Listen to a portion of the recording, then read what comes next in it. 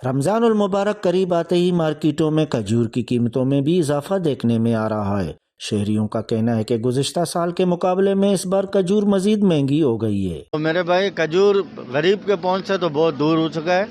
تقریباً 27 سے 28 ہزار روپے من بتا رہے ہیں کھجور کا، تو اس حساب سے 800 روپے کا 1 کلو کھجور، وہی کھجور جو 200-250 روپے کا تھا آج 800 روپے کا ہے، تو غریب کے پہنچ سے تو بھائی بہت دور ہو چکا ہے۔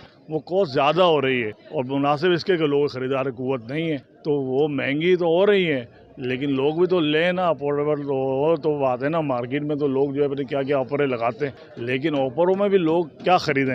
یہ بتائیں کہ وہ لوگ جن کی تنخواہیں اتنی ہے کہ وہ ہانڈی نہیں پورا کر سکتا، تو کھجوریں اور دیگر رمضان کے لوازمات جو ہے، فروٹس ہیں وہ ہیں، تو ہانڈی بنانا ہے، تو اس طرح یہ بہت مشکل ہو جائے گا۔ بازار میں تو آدھا کلو کا ڈبہ مل رہا ہوتا ہے 600-700 روپے کا، آدھا کلو بھی نہیں ہوتا، 400 گرام ہوتا ہے۔